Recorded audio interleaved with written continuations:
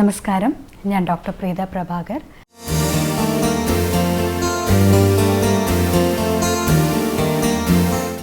അടുത്തതായിട്ട് റിലേഷൻഷിപ്പിൽ ശ്രദ്ധിക്കേണ്ടുന്ന കാര്യങ്ങൾ നമുക്കൊന്ന് നോക്കാം.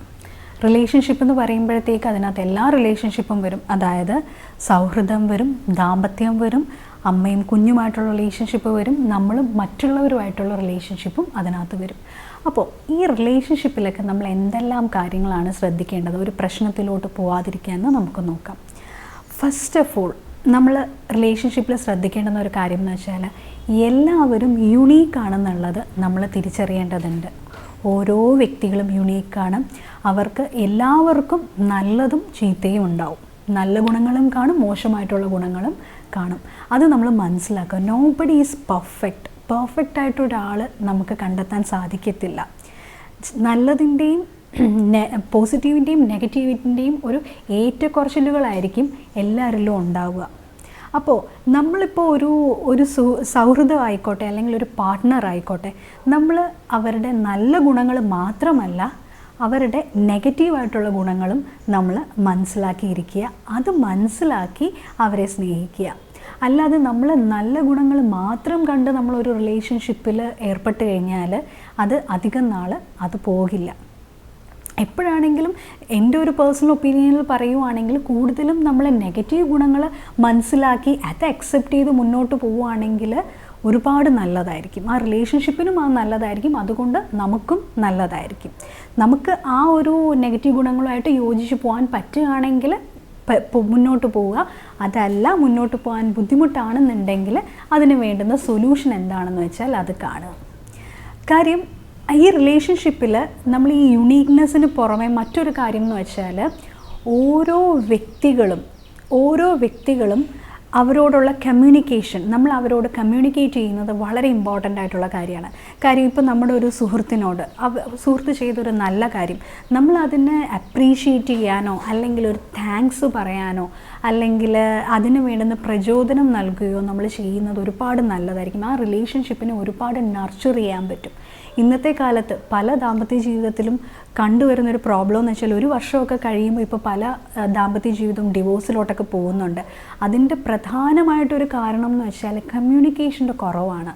അതായത് തുറന്ന് സംസാരിക്കുന്നത് കുറയുന്ന അവസ്ഥ, പരസ്പരം അങ്ങോട്ടും ഇങ്ങോട്ടും ഒന്നും തുറന്നു പറയാത്തൊരവസ്ഥയിലോട്ടാണ് പലപ്പോഴും പ്രശ്നങ്ങൾ വലുതായി പോകുന്നത്.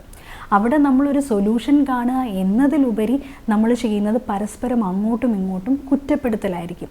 ഇപ്പോൾ കുറ്റപ്പെടുത്തി എന്ന് പറഞ്ഞുകൊണ്ട് നമ്മൾ ഒരിക്കലും ഒന്നിനും ഒരു സൊല്യൂഷൻ കാണുന്നില്ല, അല്ലേ?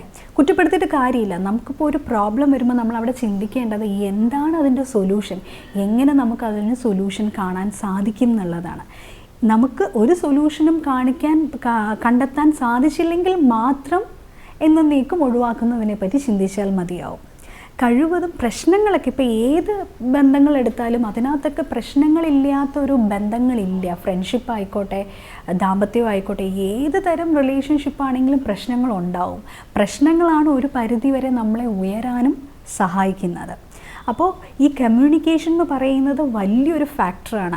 നമ്മുടെ പാർട്ട്ണർ നല്ല കാര്യങ്ങൾ ചെയ്യുവാണെങ്കിൽ ആ നല്ല കാര്യങ്ങൾ നമ്മൾ അപ്രീഷിയേറ്റ് ചെയ്യുക. അതുപോലെ അവരുടെ ഭാഗത്തു നിന്ന് മിസ്റ്റേക്ക് ഉണ്ടെങ്കിലും അത് നമ്മൾ തിരുത്തി കൊടുക്കുക. ക്ഷമയോടുകൂടി തിരുത്തി കൊടുക്കാനും നമ്മൾ ശ്രമിക്കണം.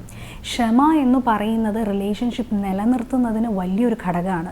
നമ്മൾ തൊട്ടേനും പിടിച്ചതിനും ഒക്കെ ദേഷ്യപ്പെടാനും വഴക്കിടാനും ഒക്കെ തുടങ്ങിക്കഴിഞ്ഞാൽ റിലേഷൻഷിപ്പുകൾ നിലനിർത്തുക എന്ന് പറഞ്ഞാൽ വളരെ ബുദ്ധിമുട്ടുള്ള കാര്യമാണ്. അതുപോലെ തന്നെ അവരുടെ ഭാഗത്തു നിന്നുണ്ടാവുന്ന തെറ്റുകൾ നമ്മൾ എപ്പോഴും പറഞ്ഞുകൊണ്ടിരിക്കുക എന്ന് പറയുന്നതും അതത്ര രസകരമായിട്ടുള്ളൊരു ഏർപ്പാടല്ല. നമുക്ക് ഒരു വല്ലാത്തൊരു ബുദ്ധിമുട്ടാണ് അതുണ്ടാക്കുക. കുറച്ച് കഴിയുമ്പോഴത്തേക്ക് അത് കേട്ട് നമുക്ക് പിന്നെ ഒരു ദേഷ്യവും പിന്നെ അതൊരു വൈരാഗ്യത്തിലോട്ട് പോകും. അപ്പോൾ ഈ നാഗിങ് എന്ന് പറയുന്നത് കഴിവതും ഒന്ന് ഒഴിവാക്കാൻ ശ്രമിക്കുക. ഇടയ്ക്കിടയ്ക്ക് അവരുടെ കുറ്റങ്ങൾ ഇങ്ങനെ പറഞ്ഞുകൊണ്ടിരിക്കുക, അവരെ കുറ്റപ്പെടുത്തുക. കഴിവതും പറഞ്ഞ് മനസ്സിലാക്കാൻ ശ്രമിക്കുക. പലതവണ ശ്രമിക്കുക. പറ്റിയില്ല എന്നുണ്ടെങ്കിൽ മാത്രം നമ്മൾ അടുത്ത വഴി ശ്രദ്ധിച്ചാൽ മതിയാവും. അവിടെയൊക്കെ വേണ്ടുന്നത് ക്ഷമ എന്ന് പറയുന്ന ഒരു ഫാക്ടറാണ്. പിന്നെ കുറച്ചൊക്കെ അക്സെപ്റ്റൻസും അവരെ മനസ്സിലാക്കലും. ഇപ്പോൾ കുഞ്ഞുങ്ങളോടാണെങ്കിൽ പോലും കുഞ്ഞുങ്ങൾ നമ്മൾ എത്ര പറഞ്ഞാലും അവർ മനസ്സിലാക്കില്ല. അവരിങ്ങനെ അവരുടെ ഓരോ മിസ്റ്റേക്സുകൾ അവരിങ്ങനെ ആവർത്തിച്ചുകൊണ്ടിരിക്കും. അവിടെയൊക്കെ നമ്മൾ ഒരുപാട് ക്ഷമ കാണിക്കേണ്ടതുണ്ട്. അല്ലാത്ത പക്ഷം ചിലപ്പോൾ അവരെ നമുക്ക് പിടിച്ചു നിർത്താൻ സാധിച്ചു എന്ന് വരില്ല. നമ്മൾ ഒരുപാട് അവരെ കുറ്റപ്പെടുത്തിയാലും അവരുടെ കോൺഫിഡൻസ് കുറയാനിടയാവും. Thank you.